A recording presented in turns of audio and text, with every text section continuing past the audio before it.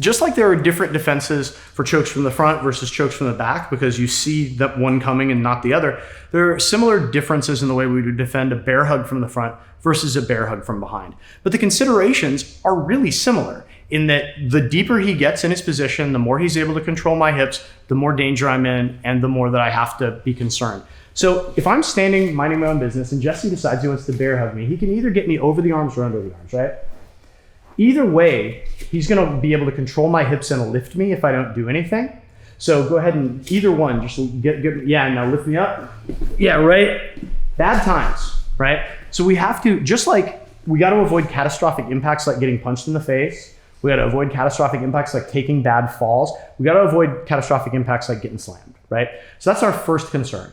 So if Jesse grabs me over the arms, I'm gonna do two things that are gonna stop him from controlling my hips. I'm gonna drop my own base into a little, like the Thai statues that hold up temples in Thailand, if you've been to Thailand. And I'm gonna give you all the thumbs up. And I'm gonna lift, right? So you see two things happen there. Like Jesse, grab me as low as you can, right? If he grabs me low, very easy for him to lift me. Go ahead and lift me. Yeah, super easy, right? So what I do to make that, because the closer his arms are to his hips, to my hips rather, the easier it's gonna be for him to control and lift me. So the two things I can do to stop that are one, I can drop my own base, and two, I can lift my own arms. So I'm gonna do those two things at the same time, right? So now, once I've disrupted him, again, like before, if Jesse's like, oh no, I tried to do something, that thing is not working now, I'm gonna let go and go away, great. If he transitions to another move, like maybe he tries to choke me from here, right? We have moves that we just learned for that. But either way, we've defeated the initial attack. So let's say he continues to try to grapple me though. So I gotta make sure he can't control my hips.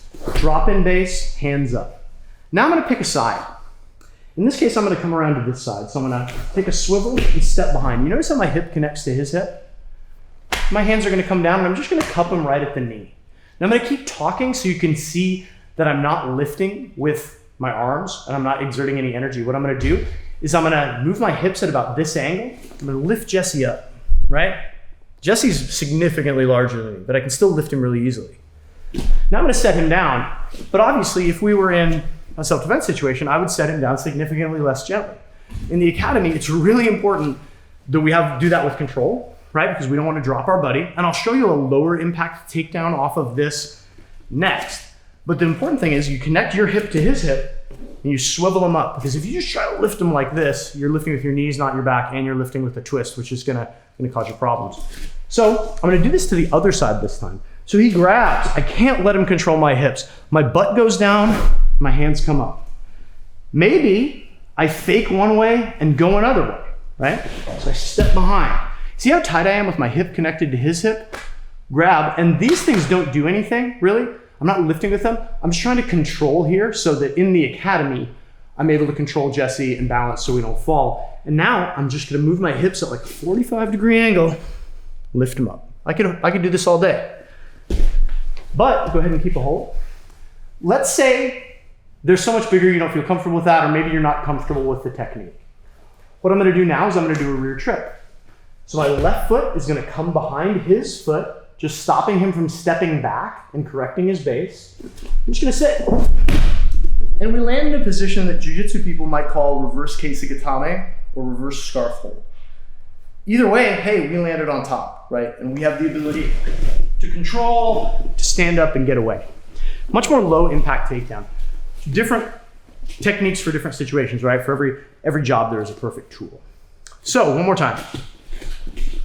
Jesse grabs, butt goes down, hands go up, doubling my chances to stop him from controlling my hips. Maybe I switch, maybe I fake one way, go the other. Either way, my hips connect.